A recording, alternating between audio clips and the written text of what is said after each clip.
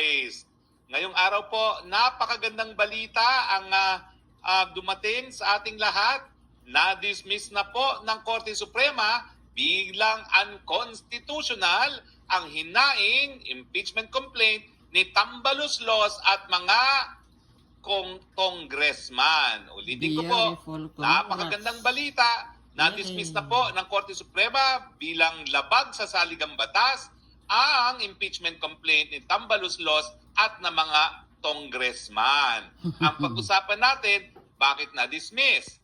Well, gaya ng inaasahan po natin, no? Yan ay nadeklara ng ating Korte Suprema na labag sa ating saligang batas dahil ito'y labag sa probisyon na ang lahat ng mga impeachable officers po pwede lamang hainan ng isang impeachment complaint kada taon.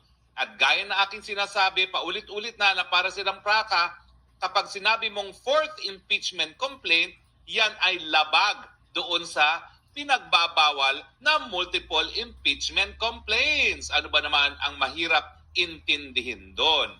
Now, ang sinasabi ng mga Tambaloslos at congressman, yung tatlong impeachment complaint, hindi namin inaktuhan. Paano sinagot yan ng ating Korte Suprema?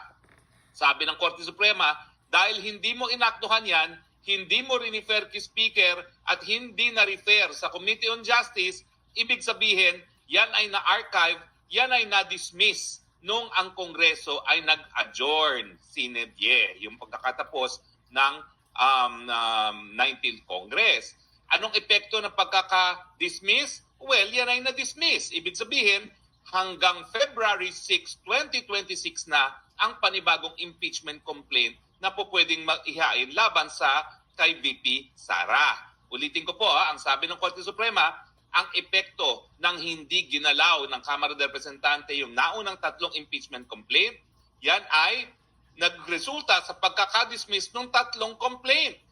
Nung ang Kongreso ay nag-recess na hindi siya inaktuhan, hindi man lang na-refer sa House Speaker at sa Committee on Justice ng Kamara.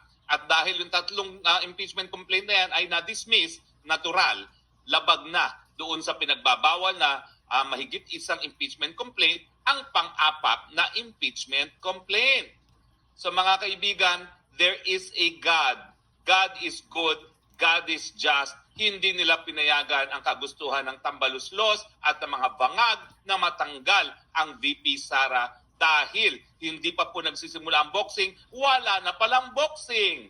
Dahil palpak ang mga congressman,